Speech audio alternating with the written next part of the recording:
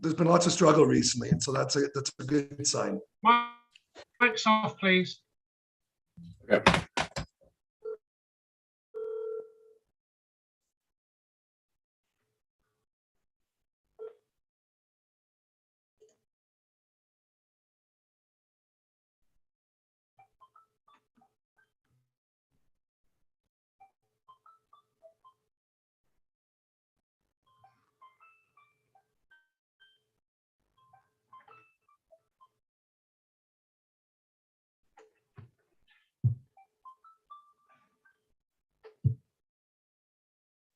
Hi, John.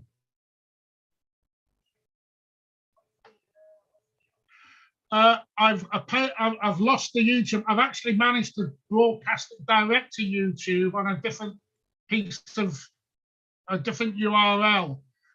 So I'm going to try and make it work like this.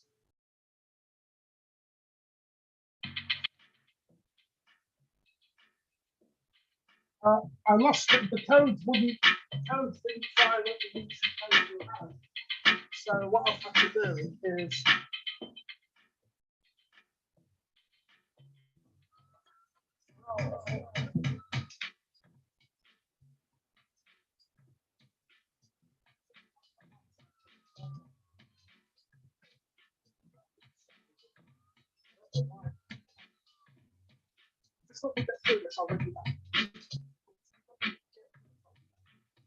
Okay, so hi, my name is Sebastian Budgen. I'm a founding member of Historical Materialism Journal and the book series and the conferences, some of which you will already be familiar with.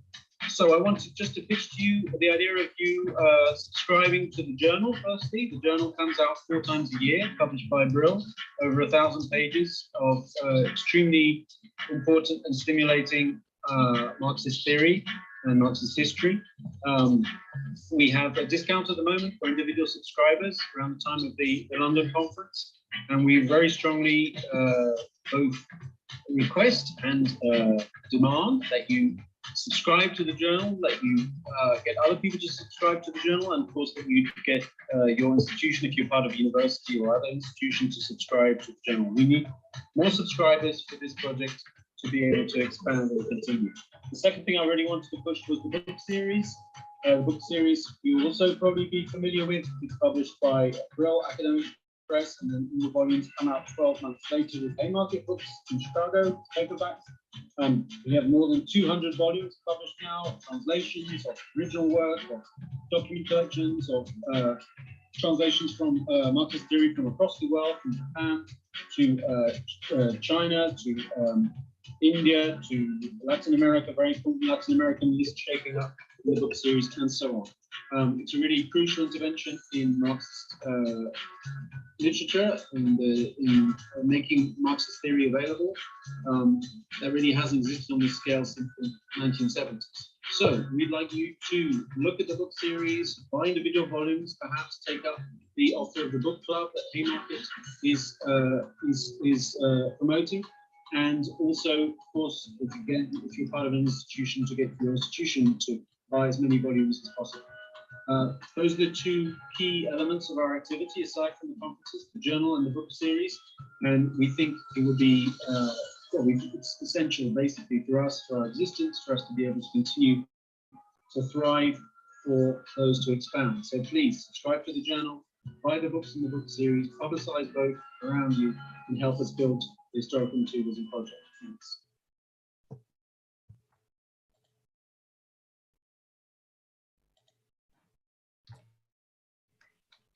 How is everything okay?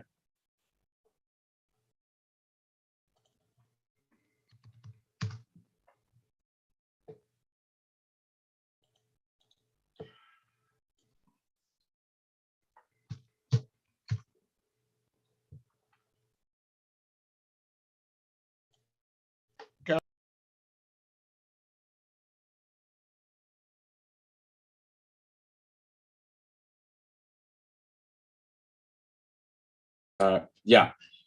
Hi. So we are here at HM 2021, and I hope you're all tuning in tonight, because this should be a very, very exciting panel, and very pertinent, dealing with the title of the panel, of course, is Pandemic Politics and Science. And we're going to be dealing with some, I think fairly stimulating topics, including, public skepticism about sort of the scientific industry and how that relates to Marxist thesis of the need for a human science, as it says in the 1844 manuscripts, how the pandemic has played out politically and sort of epidemiologically in Brazil, as well as the radical science movement in Britain and how that can be related to the present moment. I just want to, before I launch into it, I just want to just say the names of the three papers we'll be doing this evening, if it is indeed evening in your time zone. The first of those is Alienation, Privatization, and Science, Rethinking Capitalist Science in the Time of a Pandemic. And that's from Heather A. Brown from Westfield State University, USA. The second is The Politics of Death, the Bolsonaro Government, Pseudoscience, and the COVID-19 Pandemic in Brazil. And that's from Sean Purdy in the Department of History at the University of Sao Paulo in Brazil. And the third is the British Society for Social Responsibility and Science Archive in a Time of COVID. And that's Will Greenacre, Collections Information Officer at the Wellcome Collection in the UK, and Eoin O'Carney, Research Development Specialist, also at the Wellcome Collection in the UK. So those would be what we're doing. We're going to be doing 15 to 20 minutes per paper, after which we will proceed to questions, which hopefully will be concise rather than protracted, and will motivate some interesting responses from our presenters. So without further ado, right now I'll be going into our first paper. And by the way, I don't know if I mentioned I'm Conrad Hamilton. It's my name, just to throw that out there. But we're going to our first paper, and that is Heather A. Brown, Alienation, Privatization, and Science, Rethinking Capitalist Science in the Time of a Pandemic.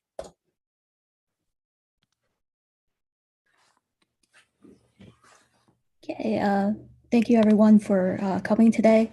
As our chair Conrad just mentioned, my paper, Alienation, Privatization, and Science, Rethinking Capitalist Science at the Time of the Pandemic.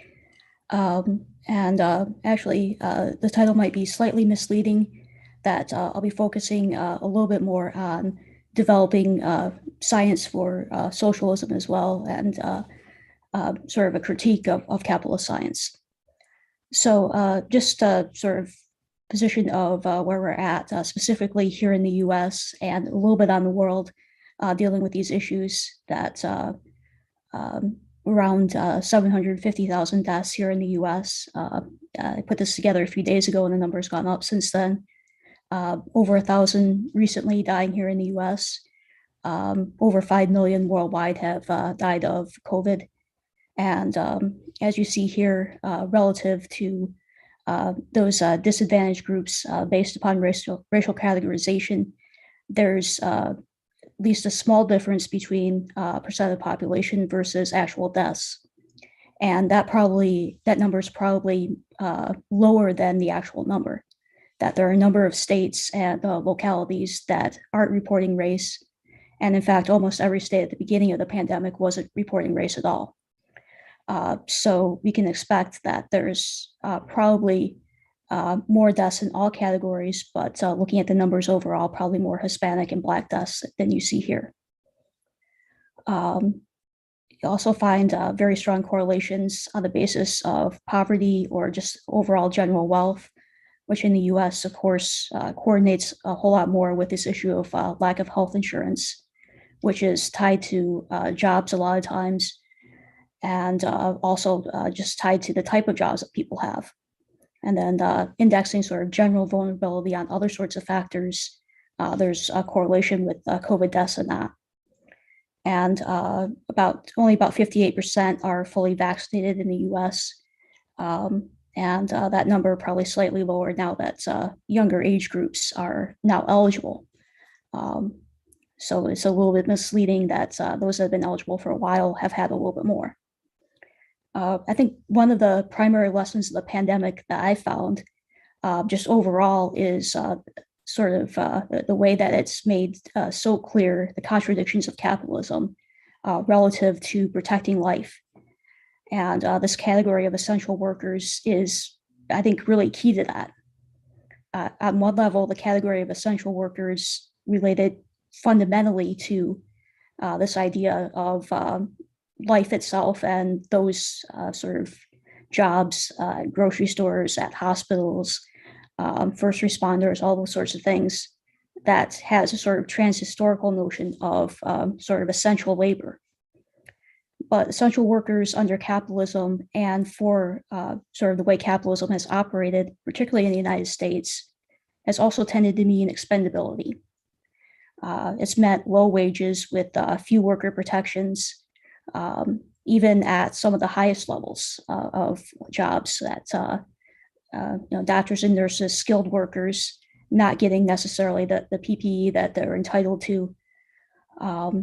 But just the issue of the fight over pandemic level wages and having sort of bonuses or stipends for working in a time that was really a difficult time for people and really possible of transmission of the disease for many workers.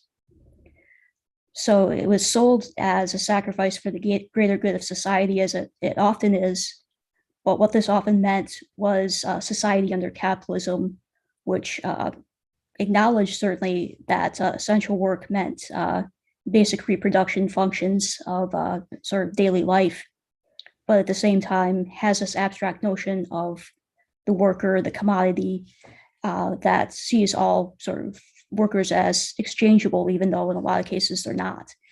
And workers at the same time, because of sort of the political actions, started to see more closely their place as commodities and in the whole chain of production as being based upon exploitation. So we see this evidence in the United States, and a large number of workers that have yet to return back to work, just riding out as much as they can before they have to go back to those exploitative conditions and very dehumanizing conditions in many cases. So a quote that I've always liked from Marx, I think, works in a variety of ways in the discussion of these issues of the pandemic, science, and capitalism. Reason has always existed, but not always in a reasonable form. That have multiple versions of reason circulating out there, and one of those versions is sort of the capitalist version. Reason is the free market. It's whatever produces more profit, whatever continues with the expansion of capitalism, which we have seen workers are pushing away from, whether that's with the pandemic, whether that's with just Trumpism as another version of it. And in the US, there's been a strong history historically of skepticism to science and just sort of general educated elites. We've seen it earlier in the anti-vaccine movement, the return of measles as a potentially serious condition, where in some places herd immunity has been lost because of unwillingness to take the vaccine. And that's just continued onwards with the pandemic, with a number of crazy conspiracy theories from 5G chips to whatever else currently is those theories. And then, of course, the sort of false cures out there, horse dewormer, all that sort of thing. And we could say it makes sense sort of in the capitalist logic. That again, when you have this idea in capitalism of all commodities being sort of interchangeable and elastic to each other, and that sort of the magical thinking overall of capitalism that you can have unlimited growth, why not have a cure for something that is completely unreasonable from the point of science? So other reasons why, particularly in the US, but I think it applies elsewhere as well, that you see capitalism and capitalist science being questioned is for very rational reasons. There's a large history of experimenting on marginalized to get new information, whether that's the Tuskegee syphilis experiments that basically people thought they were getting treatment for syphilis, but in fact, part of the design of the study was that they wouldn't see the full effects of it. A history from the early 1900s and even into the 1970s here in the US of coerced sterilizations of mostly women being deemed sort of in a category where they would continue to have children that would be part of the welfare state. And certainly there's that evidence of continuing experimentation on those in the developing world by pharmaceutical companies, where they can get access to cheaper subjects and subjects that are less likely to have treatment to begin with starting off. The issue of just the medical community overall. Doctors rarely treat patients as rational beings that can sort of speak for themselves and have any understanding of what's going on in their bodies. That added to that is the issue of implicit bias, that particularly for marginalized groups, they're deemed to be less rational, less able to take care of themselves, and just sort of racist tropes come into the picture. That old idea back from slavery that Black people didn't feel pain as much, so they get less treatment, less pain relief, all of those sorts of things. And it asks a question, if we're working for society to solve this problem of the pandemic, what is capitalist society? The social relations between private laborers appear as what they are, i.e., they do not appear as direct social relations between persons, but rather material relations between persons and social relations between things. So sort of the classic Marx version from Capital on the fact that it's commodities that drive the system and not human interests. I've already mentioned a number of the issues regarding interchangeability and expendability. So in the 1844 manuscripts, Marx speaks of the idealistic nature of capitalist science. Nearly everything real is abstracted out into these sort of extremely abstract categories, and most of the material relations that matter are really only profit and growth. Anything that doesn't provide these is sort of unnecessary to the system.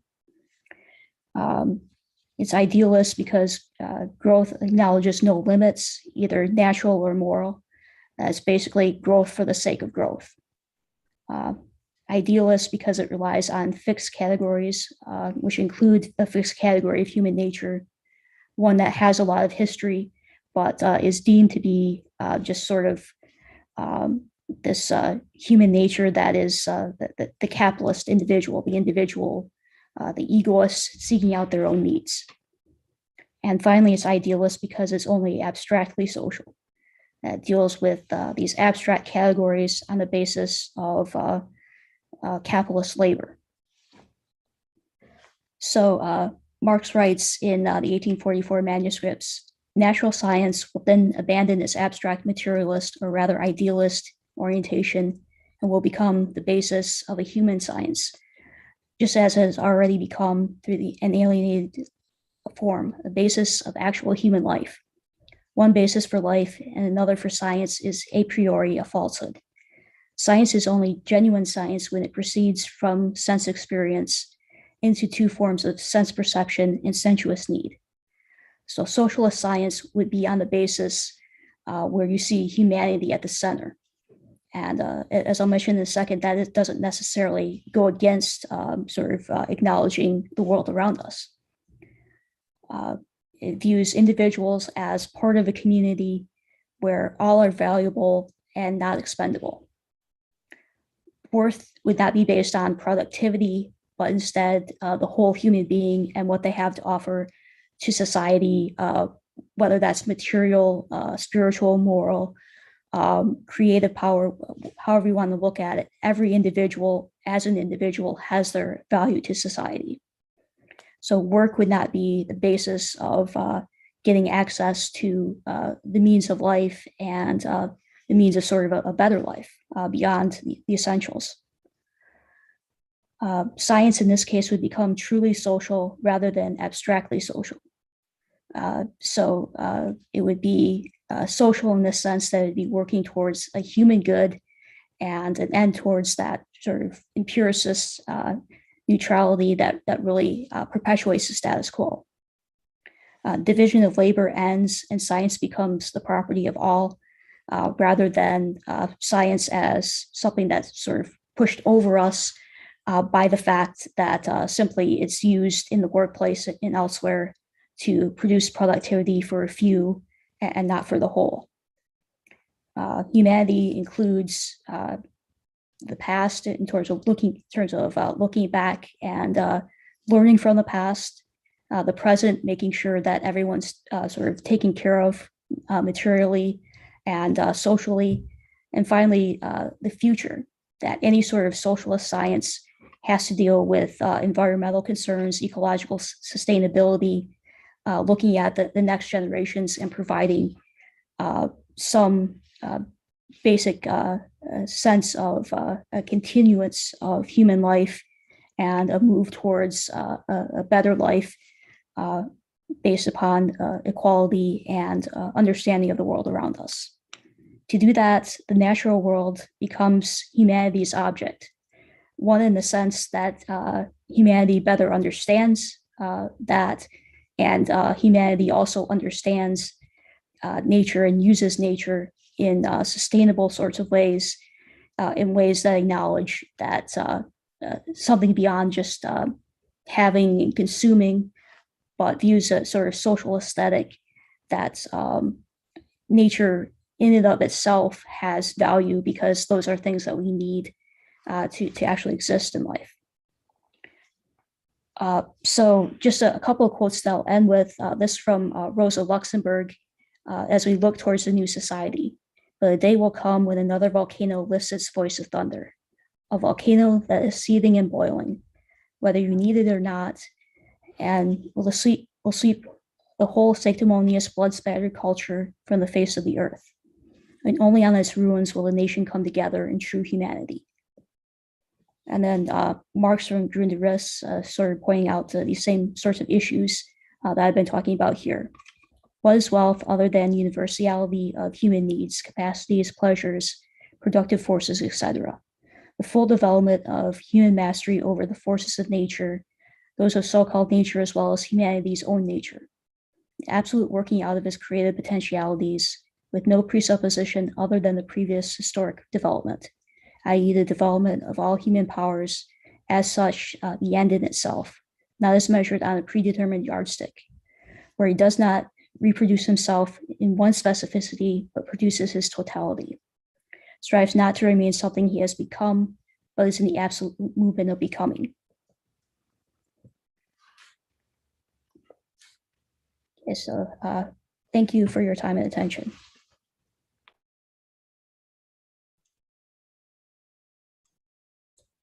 Okay, thank you so much, Heather. So now we'll be moving on to our next paper, and I appreciate, Heather, that intervention. I think there's some really interesting things to unpack.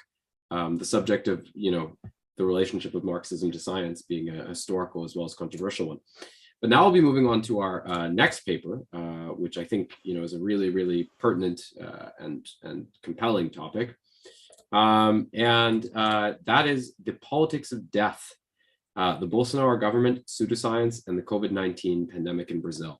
And that's by Sean Purdy at the Department of History, University of Sao Paulo, Brazil. Go ahead, Sean. Thanks very much, Conrad, and thanks very much to the organizers for this opportunity to speak today. And it's a pleasure to be here with Eoin, Will, and Heather. Just yesterday, 14 of 22 scientists who were awarded the Order of Scientific Merit by the federal government of Brazil collectively refused to accept the award in protest against the Bolsonaro government's anti-scientific ideas and politics. And I think this gives you an idea about what we're dealing with here in Brazil in terms of a neo-fascist government with who's bought into pseudo-scientific ideas. More than 610,000 people have died from COVID in Brazil, with over 20 million infected. The second highest tally in the world after the US. With 2.7% of the world population, Brazil has registered 12.2% of all deaths from COVID and is the 10th among 178 nations in terms of death per capita from COVID. As in many other countries, and as Heather pointed out, the poor, Blacks, and Indigenous peoples have disproportionately suffered from COVID. It's breathtakingly symptomatic that the virus was first brought to Brazil by a rich businessman who had visited Italy, but among the first deaths in Sao Paulo and Rio de Janeiro were Black women domestic workers. Bolsonaro denied the severity of the virus, calling it a little flu. He shunned lockdowns and social distancing measures, purposely delayed buying vaccines, and sowed bizarre vaccine doubts and pushed unproven miracle cures. The Brazilian Senate has recommended he be indicted for 9 crimes related to his handling of the pandemic, including crimes against humanity. His popularity has plummeted, and he will almost certainly lose his re-election bid next year, so much so that his supporters in the Congress are trying to set up a lifelong Senate position for him. Not surprisingly, something that the dictator Pinochet did in Chile. This tragic story is well known nationally and reasonably well known internationally, as witnessed in the G20 meeting in Italy this past week, where Bolsonaro was rightly treated as a global pariah. But what is frequently ignored in the mainstream media and politics, and even by sections of the left, is how this criminal mishandling of the pandemic is related to the particular form of neoliberalism with neo-fascist tendencies of the Bolsonaro government in particular, and of the Bolsonarista movement in general. So what I want to do briefly today is explore one aspect in particular of the genocidal politics of Bolsonaro, the pseudoscience behind so-called early treatment. In Portuguese, we call it precocious treatment. That is, the promotion of supposed miracle drugs as a way to maintain a business as usual capitalist economy. Marxist analysis is particularly suitable to investigate and understand several aspects of pandemic politics. The Marxist political ecologist and geographer Rob Wallace has shown how agribusiness, free trade agreements, global capital circuits, and deforestation have caused deadly pandemics such as that of COVID-19.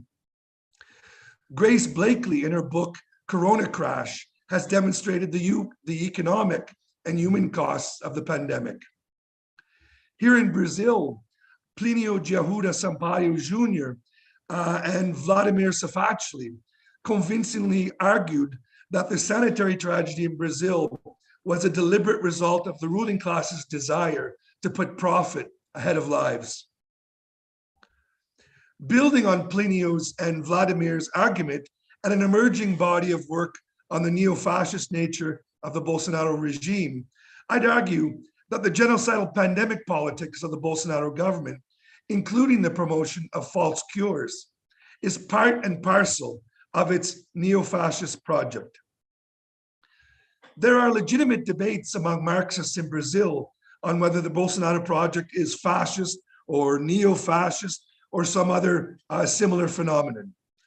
It's obvious that there are key differences between the fascist projects of the 20th century in Italy and Germany, but there are also key similarities. I don't plan to fully resolve this question here, but it seems to me that genocide, in addition to the class nature of Bolsonaro's supporters, the authoritarian, if not outright fascist symbolism of the Bolsonaro project, the ultra-nationalism and oppression of women, Blacks, the LGBT community, and indigenous peoples is certainly a factor that lends credence to the arguments about the neo-fascist nature of Bolsonarismo. The state will always practice genocide. The Brazilian philosopher Vladimir Safatli says, when it actively operates to create the conditions in which people are left to die, and in which it mobilizes attitudes and practices that break elementary notions of prudence in relation to a sanitary tragedy such as the COVID-19 pandemic. Let me just list here the practices, focusing on this question of supposed miracle cures adopted by the federal government and its supporters at other levels of governments, a good part of the business community, evangelical churches, and even the minority, but vocal charlatans in the medical and scientific community. Almost from the outset of the pandemic in March 2020, the government pushed chloroquine and a derivative, hydroxychloroquine, as miracle cures, despite no scientific evidence. Not only did leading figures in the government publicly promote these drugs and still promote them until now, the Brazilian Army and Navy was tasked with producing 3 million hydroxychloroquine pills, which are distributed to cities throughout the country.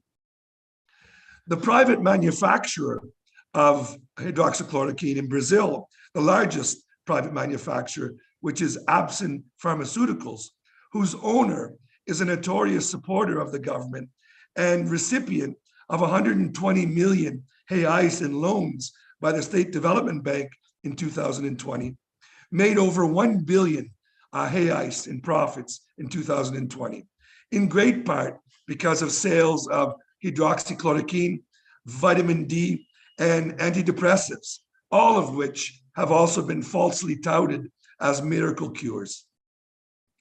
Despite the fact that already by June of 2020, there were serious studies showing the uselessness and even potentially harmful effects of chloroquine and hydroxychloroquine, the Federal Council of Medicine, a state organ which regulates the medical profession and is stacked by Bolsonaro supporters, declared that doctors should have autonomy in prescribing drugs.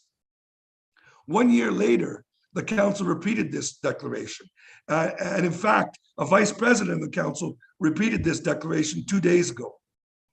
This has allowed doctors, for example, to experiment with treatments of hydroxychloroquine through inhalers and even ozone rectal therapy, both of which almost certainly murdered dozens of patients. Yet because of the declaration by the Council of Doctors' Rights to Autonomy, these assassins were spared criminal proceedings. Already in March and April of 2020, a private hospital chain, Prevent Senior, experimented on its elderly patients with hydroxychloroquine, often without their consent or of their families, utilizing them as human guinea pigs. I've been doing some reading recently about eugenics, and there's real echoes here of eugenics. This criminal treatment protocol in the hospital chain was coordinated by federal government officials and several doctors and scientists, such as Paulo Zanotto, unfortunately a colleague of mine at the University of São Paulo. These and others have been indicted by the Senate only a year and a half later, but it's unlikely they will suffer more than a slap on the wrist. Now, my university even gave Zanotto a 1-year paid leave to study in Canada as a way to sweep the scandal under the carpet. Hydroxychloroquine continues to be encouraged by the federal government and prescribed by charlatan telemedicine doctors who charge exorbitant prices and take advantage of the legitimate fears of people who desperately seek options during the pandemic. In January and February of 2021, the healthcare system of the Amazonian city of Manaus collapsed, with hospitals overloaded and a lack of oxygen. The TV news showed scenes of desperate family members dragging in privately bought oxygen cylinders for loved ones in the hospital. Various celebrities and rich people donated oxygen cylinders, but many hundreds died before the healthcare system was able to reverse the situation. At the same time as it failed to provide necessary resources, such as oxygen, the health minister, an army general with no experience whatsoever in the healthcare field, sent doctors to the city to encourage treatment with hydroxychloroquine and other useless remedies. One of these doctors, Ricardo Zimmerman, an ardent fan of Ayn Rand, would later be involved in a study of the anti-androgen drug proxalutamide in a similar human guinea pig study in the Amazon and in the southern state of Rio Grande do Sul. These studies are currently being investigated for serious ethical infractions by several government regulatory agencies. The story is similar for ivermectin. In fact, the Bolsonaro government and its charlatan supporters jumped from one miracle drug to another several times during the pandemic. I don't have time to go into it with ivermectin, but it was the same story of denial or criminal hesitancy in relation to the use of such false miracle cures, to deny the use of masks, to undermine the use of masks, sanitary restrictions, and vaccines. Now, Pfizer sent 63 emails to the federal government of Brazil trying to negotiate the sale of vaccines, which were completely ignored until December of 2020. All of this severely undermined confidence and encouragement of measures that we know work: social distancing, lockdowns, testing, masks, and vaccines. In all these areas, the federal government, with support from the minority of doctors and scientists and key sections of the business community, sabotaged these measures, leading to the tragic death of 610,000 people, not even to mention the possible lasting effects of COVID on people who didn't die. And just 2 points to finish off. Now, I've argued that genocide is part of the neo-fascist project of the Bolsonaro government. We also need to situate this tragedy, obviously, within neoliberalism. Now, cuts to the public healthcare system in the last 7 or 8 years are incredibly important. Just last week, or 2 weeks ago, the federal government cut funding for the Science and Technology Ministry by 92%. 92%. Now, and another thing which is important to understand, perhaps to revise or to hone the argument about neo-fascism and genocide, is that the question of genocide is not new in Brazil. Indigenous peoples have been subject to genocide. The Black population, which is more than 50% of the population, have been subject to genocide as well. In any case, I think there's a strong case for the genocidal and fascist nature of the Bolsonaro government and the Bolsonaro movement. I'll leave it there. Thanks very much. Okay, thank you so much, Sean. And I think I probably speak for many members of the audience in saying that all of this is just absolutely chilling, but certainly not without precedent in a global context. And I think we'll get the chance to discuss some of the parallels, both contemporary and historical, when we get into questions. So now we're going on to our our final panel, and I thank the presenters for being quite punctual in their presentations. And this final panel is the British Society for Social Responsibility in Science Archive in a Time of COVID. And that's by Will Greenacre, who's the Collection Informations Officer at the Wellcome Collection in the UK, and Eoin O'Carney, who's the Research Development Specialist in the Wellcome Collection in the UK. So go ahead, guys.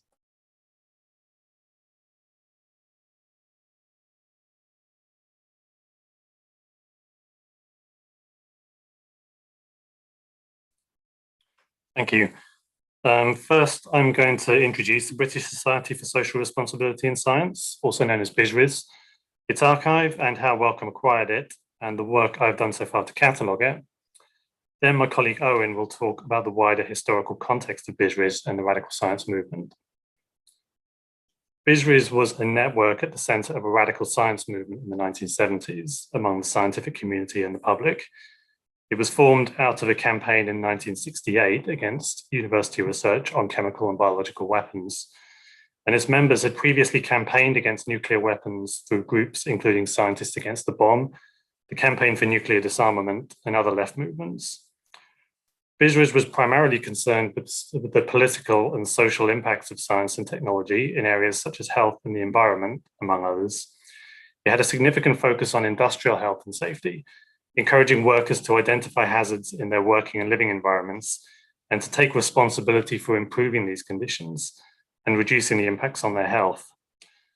The BSRIS archive was acquired by Wellcome Collection in 2015, following discussions with former members who had been working for several years to compile BSRIS materials into an archive and to find a suitable repository for it.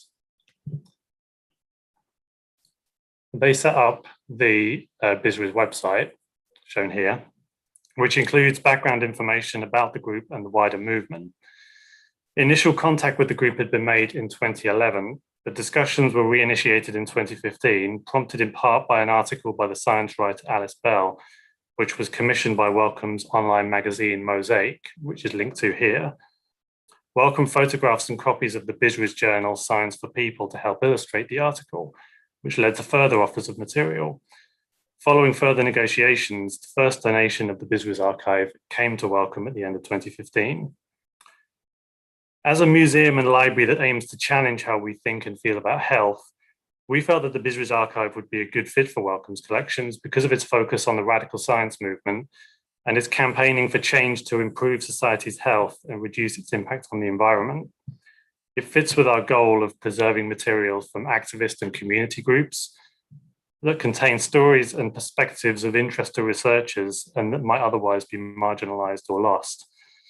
We also seek to represent different sides of scientific and societal debates, and the BSRIS collection represents a range of views on issues like environmental protection, reproductive technology, and genetic engineering, including from mainstream scientists who were involved at the group's inception.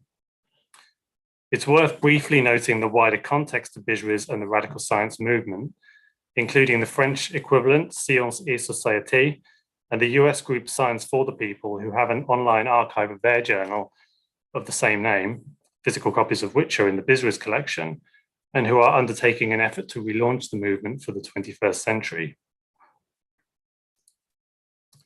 This slide shows some images of Science for People photographed for the Mosaic piece, which gives a sense of the range of topics covered. I had made a preliminary start on cataloguing the collection in March 2020, when Wellcome's buildings were forced to close at the onset of the COVID-19 pandemic. Upon resuming work in September of this year, I was struck by the renewed relevance of the collection in these COVID times. The events and controversies of the past just over a year and a half around public health, scientific advice to government, workplace safety, protective equipment, and disparities in health and wealth are all to greater or lesser degrees reflected in the archive, even as the root cause of it all has delayed us from making the collection available to researchers.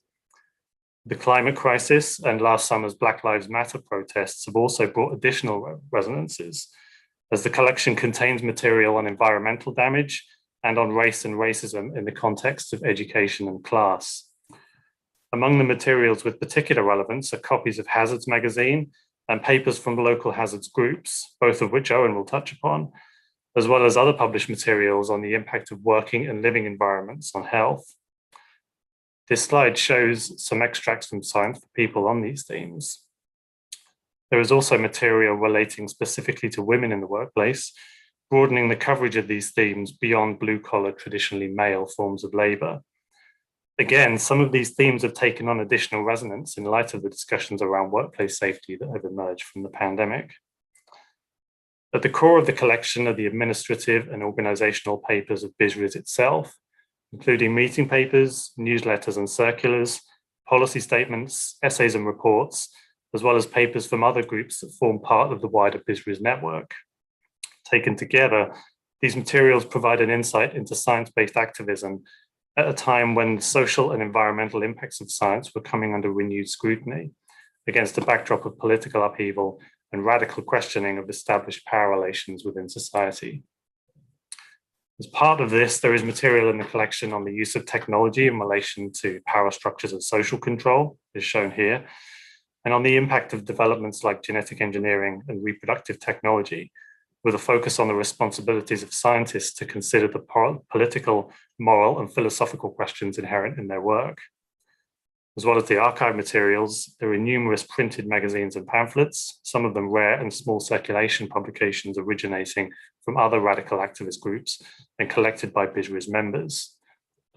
This extract from Science for People illustrates the coverage within the collection of reproductive technologies and women's rights. Cataloguing of the collection is ongoing, and we hope to be able to start making the material available soon. In the meantime, there are other catalogue collections available at Wellcome which link to and complement BizRis, including the Politics of Health group, an informal group of socialists and feminists who are working in the health service or researching and writing on health issues. And the anti-nuclear aspect links to collections such as MedAct, which had its origins in health campaigns against war and nuclear weapons. We're looking forward to making the BizRis collection more widely available so that it can be used to further uncover and enrich these connections. Now I'll hand over to Eoin, who will provide some context for BizRis and the radical science movement, of which it comprised the main component in Britain. Eoin.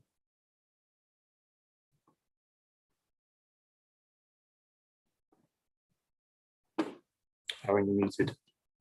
Eoin, you're muted. You have to unmute yourself.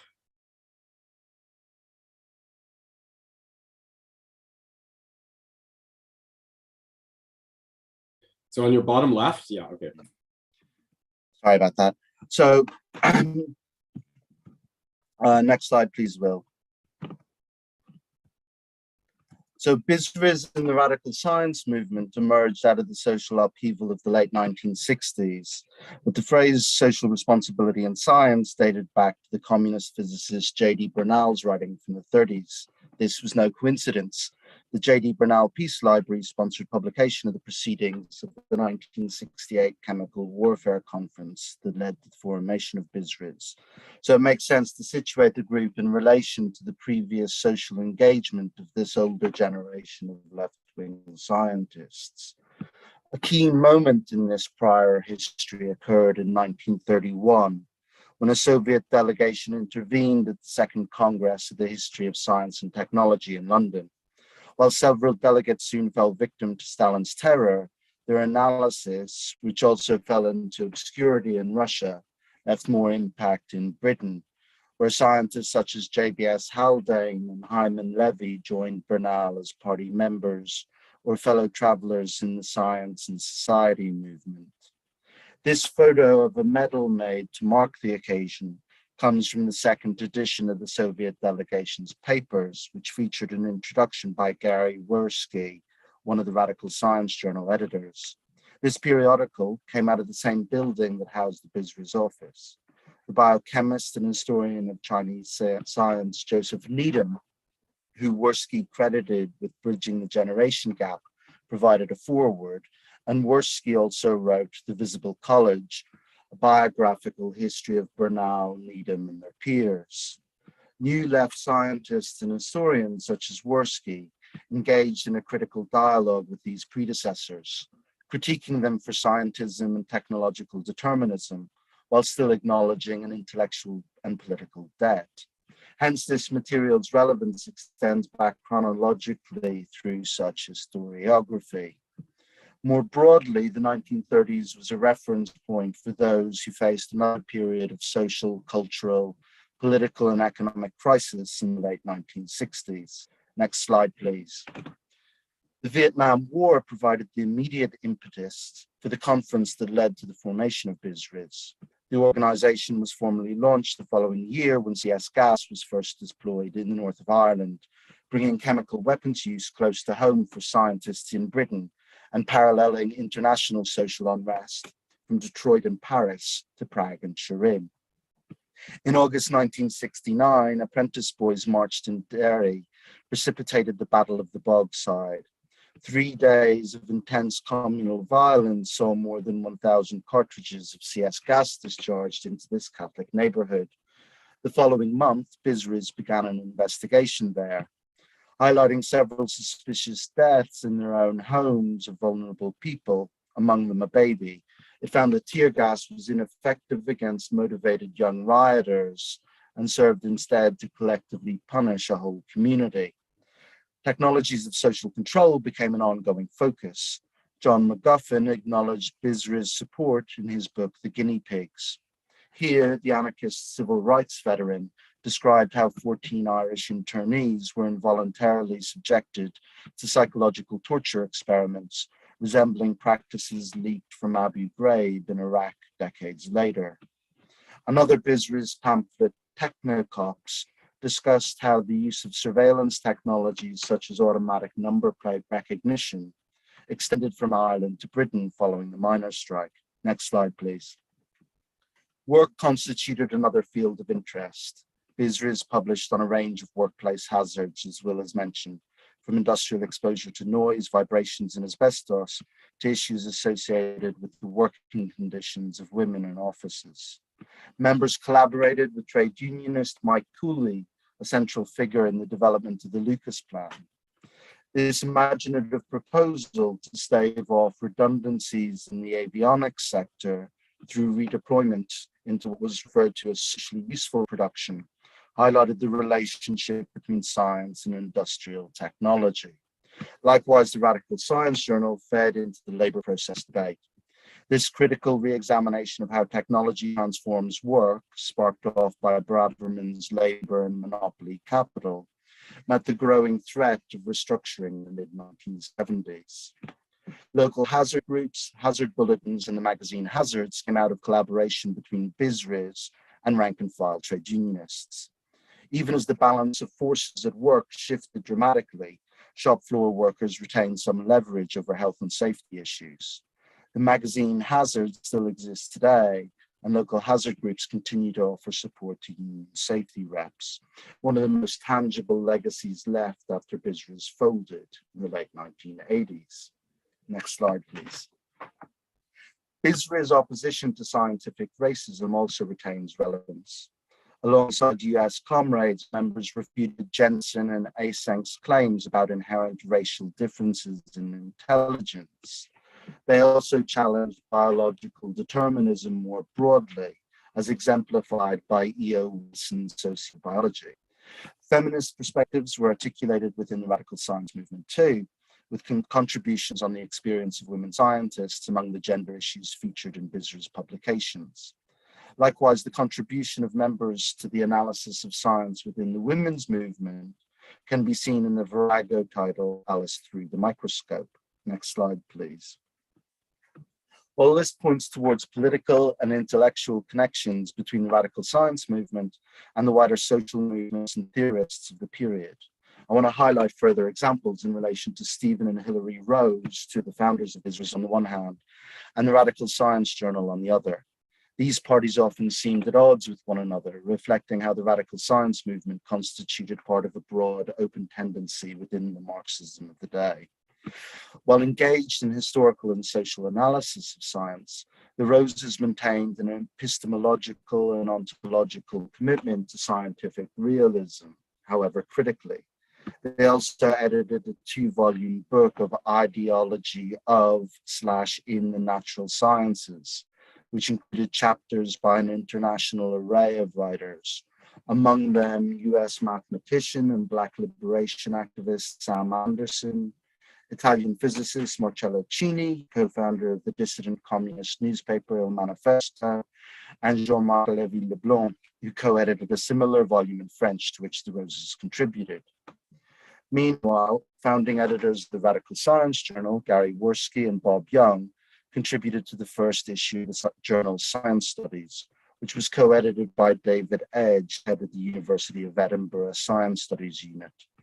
The Radical Science Journal clearly also shared common ground with relativist sociology of scientific knowledge associated with Blue bonds, linking the radical science movement to the roots of science and technology studies today.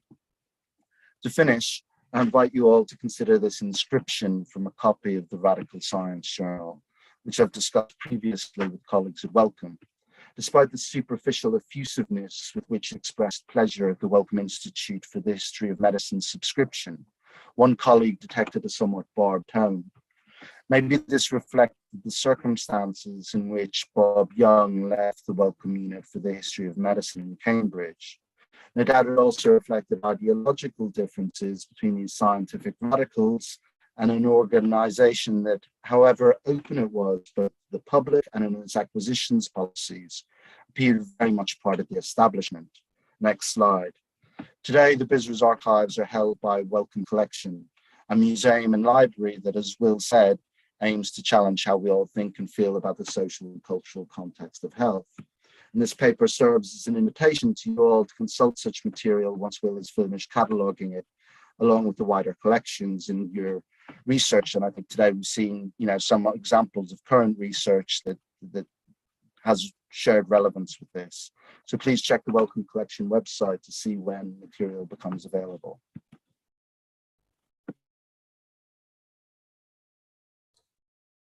Okay, thank you so much for that fascinating history, and really I can see connected too with the historical kind of intertwining of English scientific institutions with kind of global Marxist scientific projects as well. So very, very interesting in that respect.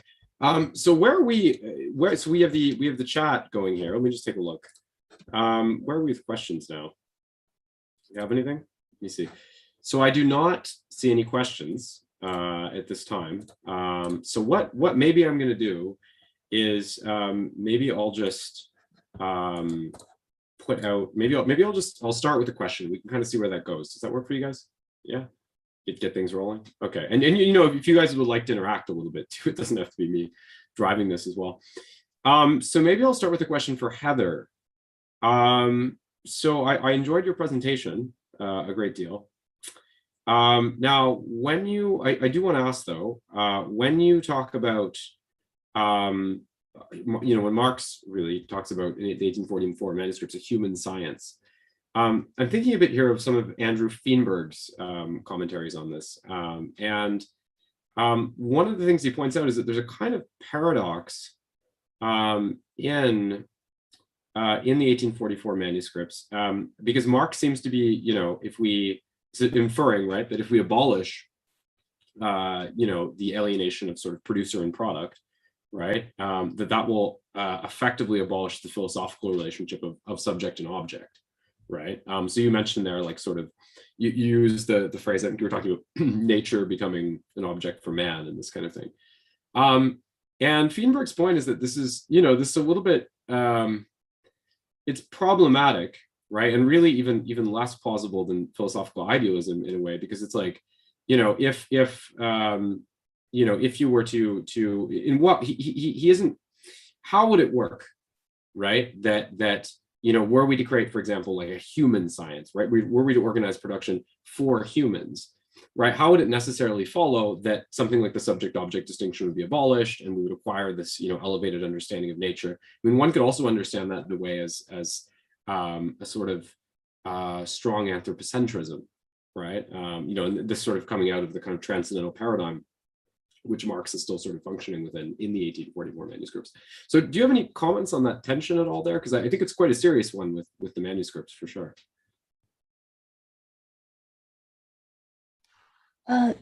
Yeah, I think you're right to point to a tension there. I think if you read Marx along the lines of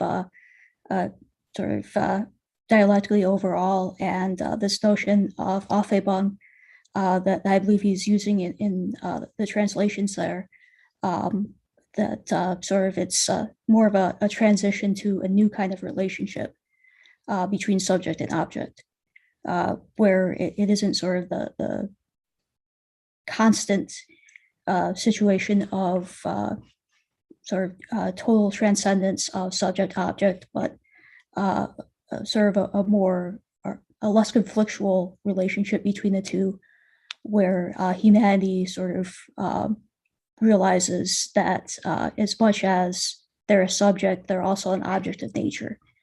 And in the same way, nature has its own subjectivity as well. It's just sort of acknowledging that human understanding is very important to a process for understanding nature, while at the same time sort of realizing and acknowledging the fundamental sort of material aspect of it, that materially speaking, human beings are dependent on nature in short term and long term, and sort of coming to that realization and letting nature play the subject sometimes, and at other times it obviously is going to be seen as the object, but sort of a more fluid relationship between the two, I think is how I read what he's saying. Okay, yeah, and would I be correct to say that you're drawing a little bit from John Bellamy Foster here when you talk about these inversions and this kind of thing? Have you read Foster? Yes, I have read Foster, and certainly that has influenced my thinking to some degree. Yes. Okay. Yeah, it's a tough, not without difficulties, but very interesting for sure. And maybe I'll just put out a second question as well, because we still don't have much in the chat. For the second question, what I would ask is just, do you for Sean, right? Because Sean, we were talking a little bit earlier, Sean, about because you touched on the fact that some people have characterized Bolsonaro as a sort of his regime as a kind of neo-fascism, right? But you also sort of, if I'm not mistaken, you sort of tacked away from that debate a little bit. And I guess what I would ask you is could you go into that a bit more? I mean, I think in terms of periodizing a little bit how you see Bolsonaro and maybe the relationship to, I guess, what we characterize as traditional fascism. One idea I know I've been flirting with really heavily, is the idea that maybe what we, this sort of more contemporary phenomenon, far right, is defined in a certain way by the imminence of their discrimination to the organization of different groups within the capital relation itself, rather than outside of it. And that's been something I've been kind of playing with my head. But I'm just wondering what your thoughts are on this subject. Well, Conrad, I think we need to make a distinction between sort of empirical historical analyses of fascism in the 1920s and 30s, and theoretical contributions, I think, which help to illuminate what's happening here with the Bolsonaro government and the Bolsonaro movement. And I think we also have to make that distinction as well, that we have the government, but we also have a movement. Now, and if you look at I mean, first of all, there's lots of symbolic stuff, photos with Bolsonaro, with Nazis, the fact that, neo-Nazis in Brazil completely support the Bolsonaro government and so on. The Minister of Culture, in his first, live performance at the end of 2019, he set up the room where he was being filmed. It was a replica of a famous speech by Goebbels, and in the soundtrack of his speech, they were playing Wagner. And then so there's these things, there's these symbolic things. But I think there's certainly tendencies. If we look at the social base of the Bolsonaro movement, he won a plurality of the electorate in 2018, but his rank and file, what we refer to here using the English term, his hardcore supporters are in great part small business people and the middle class. Yeah? Lots of workers voted for him as well, but they're not hardcore supporters. And so we have the question of the social composition of the movement. we have several elements which point to which have a lot of similarities with fascism between the 1920s and 30s. Ultranationalism. We have the question of scapegoating, of the question of eliminating physically its Bolsonarismo, eliminating its enemies. Now, there's all kinds of statements by Bolsonaro and his supporters about, sweeping away the left in Brazil, doing away with the unions, and so on. So so I would, I'm not a political theorist, I'm an historian, but I would point to some of these things and say that, at the very least, we're talking about neo-fascist tendencies in the Bolsonaro movement and government. And just one more point. We're not talking here about a neo-fascist dictatorship. The Bolsonaro government was democratically elected within, the liberal democracy capitalista. But for several years after taking power, Mussolini in Italy also worked within the parliamentary system. And so we're not talking here about a fascist dictatorship or a neo-fascist dictatorship. We're talking about a neo-fascist, at least neo-fascist tendencies of the government and the movement, but who are operating within a liberal democratic system until now. But there's been all kinds of threats to do a coup. There's been attacks on democratic institutions almost every day. There's an attack on democratic institutions, and so it seems to me that we need to at least explore the argument about the neo-fascist tendencies of the movement and the government, because it's making increasingly more sense to understand it as such. Mm-hmm. Yeah, and that's so interesting, and I guess, yeah, and the way I'm more and more seeing it, yeah, is in terms of with kind of the ascendant, far right, is in terms of their politics, again, emanating out of not so much a historical vector, right, which we saw with, in which early modern abstractions perhaps were appealed to, in some cases pre-modern abstractions, right, with traditional fascism, but actually like the forms of discrimination which are latent in capitalism, as I said, right? So we know, usage of certain races as sub-proletarian labor, or discrimination against women, as socially reproductive labor. Those are actually immanent parts of our system, right? So I think we're so sort of engrossed by capitalism in a way. It's like, if fascism is going to happen, it has to, there's no real appeal to anything that might seem to reside outside of that sphere even. You know what I mean? I think that. But what would you term this? I mean, I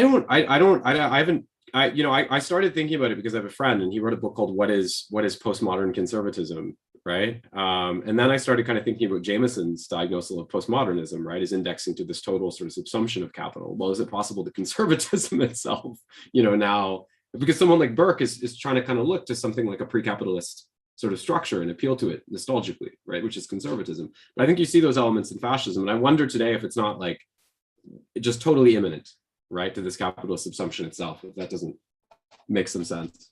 If we're trying to pursue some kind of continuity but demarcation,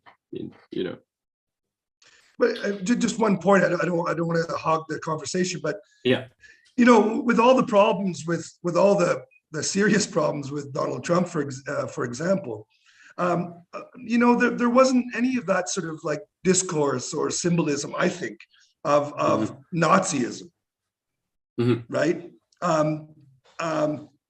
With Bolsonaro, there is actually, there really is among his supporters, right? Even if, there's no big neo-Nazi movement in Brazil or anything. Perhaps I'm wrong about Trump, but it seems to me that like appealing to this sort of discourse, symbolic discourse, is quite an important part of the Bolsonaro movement. Yeah, and I think if one were to read it the way I'm going to move on. So sorry in a second, we got another question here, but I think if one were to read it the way I'm suggesting, you would say that, maybe because processes of primitive accumulation are ongoing in Brazil to a greater extent than somewhere like the United States, where subsumption is more historical, that the capacity to function in that realm of sort of postmodernist, post-subsumption, that sort of paradigm is a little bit less in Brazil than it would be in a place like the States. So Trumpism and Bolsonaroism will differ to that extent. But I don't want to take you too much down that, because I don't want to, I'm not here to give my paper. So, we're going to move on to the next question. And let me see, is this? Yeah, so I think this one can be put to everyone, really. To what extent is the pandemic a tendency and condition of capitalism and historically salient to past pandemics, or an exceptional moment, but still analyzed through the analysis of capitalism, or a consequence of the particular conjuncture and context of contemporary capitalism? Does such an abstraction of these three moments enable analysis or obscure it? Did you guys follow that question? So let me give you the 1, 2, 3 bullets just to help. The 3 bullets are a tendency and condition of capitalism, an exceptional moment, but still analyzed through capitalism, or a consequence of the particular. So in other words, is this a consequence of capitalism?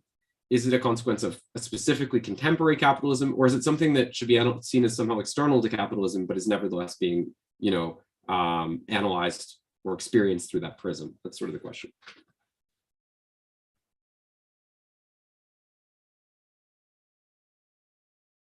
Anyone? You go for anyone though.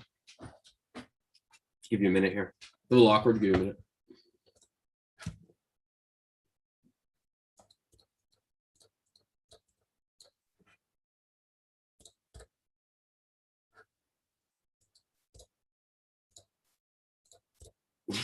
Yeah, it's a hard question. I mean, I'm thinking, obviously the way we've experienced it, right? It's a bit difficult to say where it comes from, right? But the way we've been experiencing it has been, as we know, is deeply mediated by capitalism. A lack of crucial viral research, right? Underfunding of health services, right? Consumerist-based economies, which haven't helped. Very fast, last minute turnover times, which is making all this worse. Owen. Well, I think that the one thing I'd add is that I think both Rob Wallace's work, which Sean Purdy emphasized, and also Mike Davies' work on flus sort of perhaps points towards thinking of it as an exceptional moment being limited, at least. So I don't know if I want to choose which of those 3, but certainly the idea that it's somehow an exceptional moment, perhaps. I think both Wallace's and Mike Davies' work sort of caution against that interpretation, perhaps. Mm-hmm. Well, and obviously, of course, diseases have presaged capitalism, right? Which can make it difficult to. But then, if you look at, and again, without saying we know the origin, it seems to me that as I said, the response to it has been so defined by that, that it's and really a certain view in terms of how the state has responded, right? Because the idea is to sort of have a short-term commissarial dictatorship. They might scrub a few hard-earned freedoms, but to sort of try to get things back to normal. I don't know if you'd agree with that, but to try to get things sort of back to normal. And I think, it's a weird moment, and this is sort of what this conference is about too, because I think that, at this moment, there's a lot of people asking, well, can the state do more, right? Can there be a more emancipatory expression of state power, right, than what we've seen? Because right now, you look, there's been an enormous transfer of wealth from wealthy to people who are richer, to people who are richer from people who are poorer. Disproportionate suffering experienced by the poorer classes. Can the state do something to ameliorate that? Right, and that's creating a certain desire for state intervention as well. I don't know how you see that, or Anyone, any comments about this? About the what do you think about this sort of this desire for heightened state intervention at the current impasse? What do you think about that? Do you see that as a great risk? What do you think about the relationship of that to science? Any thoughts on that?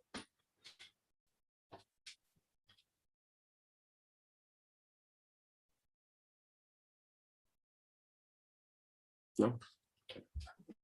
I mean, on a personal level, there's definitely been a few moments over the last 2 years when I would have appreciated a bit more Foucauldian governmentality from the British state in its response.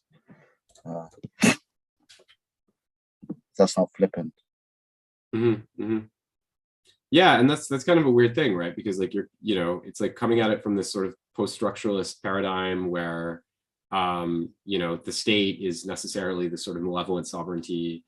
Science is necessarily captured by this process, right? And it's like, how do we, is there a way? I think Panagiotis Sotiris has referred to the need for a sort of biopolitics from below, right? In rethinking these paradigms. And is there a way to, rethink these cynical views of science and these cynical views of the state and to transform institutions? I mean, it's not just about changing our attitudes, right? It's about how do we transform these institutions, right?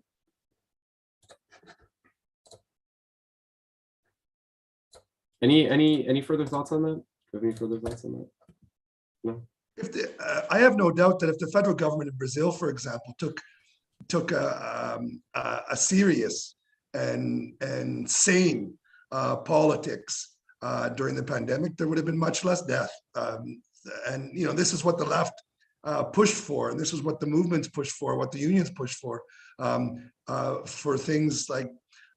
For basic things like social distancing measures, the importance of vaccines, the use of masks, and so on. And it was interesting as an activist. Our first demonstrations in June of last year.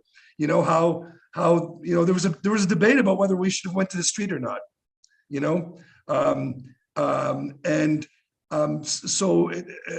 Or these miracle cures. I mean, look at Trump. Trump talked about bleach, and like there were over 100 people who were admitted to hospital in the United States who had taken bleach as a way to cure COVID. And so, in terms of state interaction, these things were important.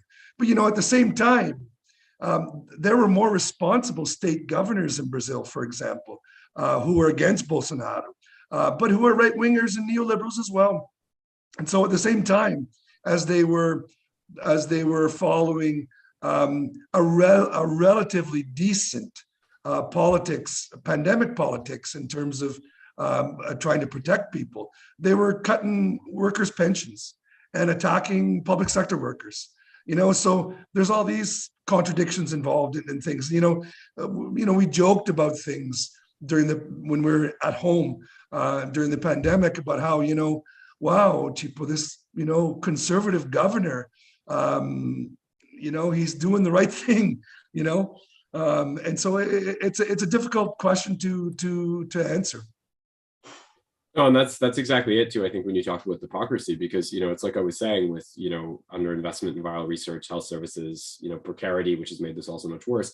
The people who are even if they disavow Bolsonarism, right? The people who are coming at it from that angle, they've also created the conditions in which there's this level of cynicism toward the state, which is just relentlessly exploited, right, by the far right. So we see this kind of total complicity, and then in that context, it's like how do you envision something like we might, and I think Brazil is quite extreme this way, but we might say, well, there's a positive role for the state to play, but is the state going to play that role, right? Are the scientific apparatuses of the state going to play that role, right? And if the state isn't, and if the scientific apparatuses aren't enabled to do so, right, then how can you begrudge people too much for having a very, sort of resigned or cynical attitude toward these kind of structures, right? And it's a very hard challenge, I think, as leftists we have. I think as well, Conrad, there's, I talked about this with my partner a lot about, a certain confidence that people have in doctors here, for example. You know, the idea that the doctors have a certain scientific, you know, authority. And so if a doctor says to you, you know, take this hydroxychloroquine or take this ivermectin, you know, people believe it because they're looking for a cure. You know, they don't want to die. And even though we're talking about a minority of doctors, they're extremely vocal. And another thing which I've followed quite closely is that this is a political position. This is not a scientific position because there's no scientific evidence for these drugs until now. And if you scratch a Bolsonarista doctor or scientist, you know, you'll also find, you know, a racist, homophobic, transphobic, you know, so it's part of the whole package.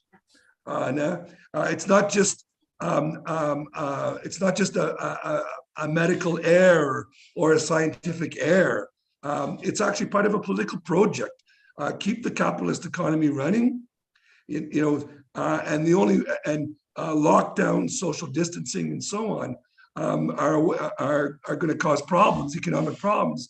And so, you know, we need these miracle cures, even if, you know, I don't even know if they believe in them actually, but, you know, they've been pushing these miracle cures until now, you know, like it's November 2021. A year and a half ago, hydroxychloroquine was discredited as a remedy for COVID. Mm-hmm. Yeah, and it's funny what you say about not knowing if they believe in them, because sometimes you see these right-wing icons, like I don't know, Maxime Bernier or Charlie Kirk, will say like, you know, we're not vaccinated, and I wonder if it's actually true sometimes if they are actually not vaccinated. I mean, I think you know, certainly there's been such a full court press, you know, for the unbroken reproduction of capital, that I feel like it's reached the point where these, you know, some of these luminaries may actually be vaccinating themselves and just saying, well, I'm not, right? So it speaks to the sort of insanity of the situation, right? And the dissonance of the situation. But so, okay, does anyone else have any comments here? Because I don't think we have further questions. Are there any comments here from anyone in the panel, anything they want to offer before we conclude? Or so we're at 90 minutes now.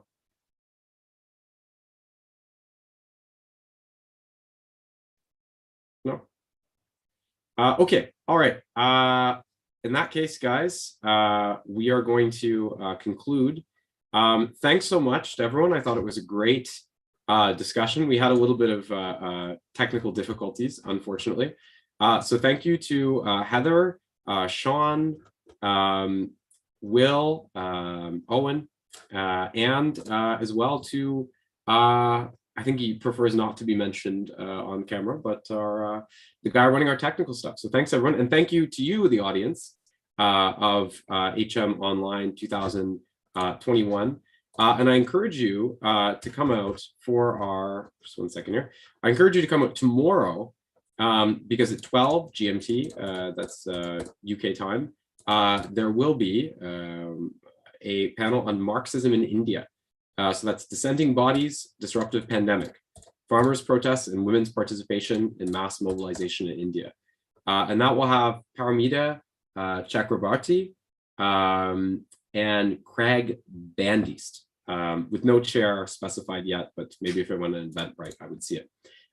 So in any case, we do encourage you to come out tomorrow. And obviously, as with Brazil, which we discussed in India, there's been quite a lot of drama as a consequence of COVID. So that's also definitely learning about from a Marxist angle. So thank you guys, and thanks for our audience. And we'll see some of you hopefully later in the conference, or if not, next year. Thank you.